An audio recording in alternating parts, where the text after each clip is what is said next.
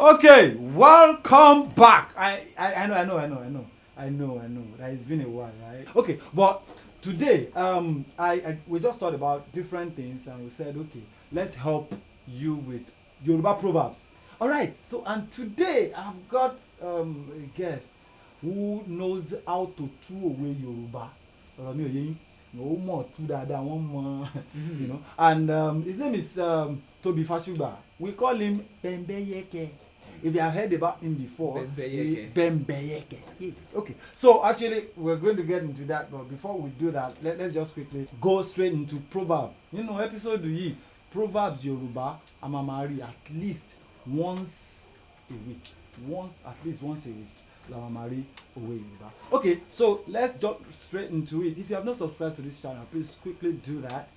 Subscribe to our channel, comment, share it so that many people can benefit from it. We have tutorials of almost 29 different tutorials on this same channel. You can learn how to play this talking drum without stress, without it.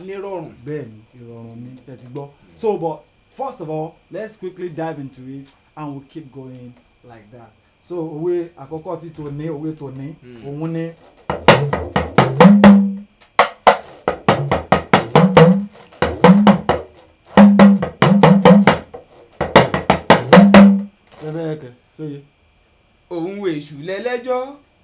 Òun èṣù lẹ́lẹ́jọ́ aláǹgbá tó jókòó sórí èṣù. Òun èṣù lẹ́lẹ́jọ́. Okay, Rebecca has gotten it. So, but I mean, if you look at this, òun èṣù lẹ́lẹ́jọ́ aláǹgbá tó jókòó sórí èṣù. Kí ni clearly pé túmọ̀ yẹn láì? Tá bá sọ pé èṣù, tuntun máa fi sábà ṣàpèjúwe èṣù. Ó ní orí yangi. Òkúta yangi. Tálàǹgbá kan bá wà lórí ẹ̀. Ohunkóhun tó bá wá ṣẹlẹ̀ lórí èṣù yẹn, ó ń lo èṣù ó fi kára mọ́. Ìyẹn ni wípé béèyàn bá lọ síbi tí ò yẹ kó lọ tàbí tó tọrùn bọ́ tí ò yẹ, òun fúnra ẹ̀ náà ni ó tún rán. Òun fúnra ẹ̀ náà ni ó mọ̀ kojú tó bá tẹ̀ yẹ yọ. Wow.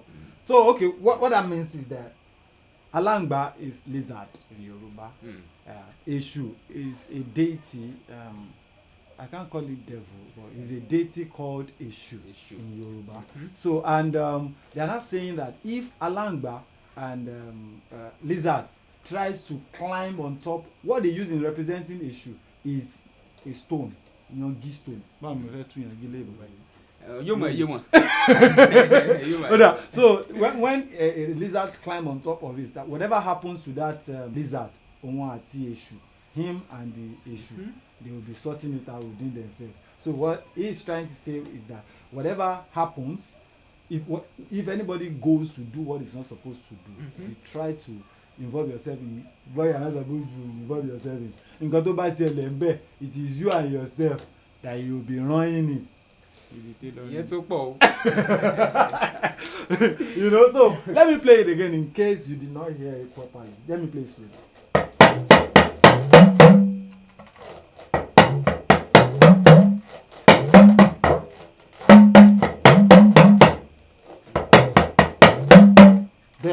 So and today it's going to be a wrap at this episode. See you again next time.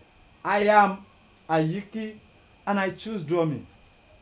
Oluwatobiloba Fashuba is my name. Bembeyeke. Làwọn kan tún pè mí. I'll see you some other time. Thank you.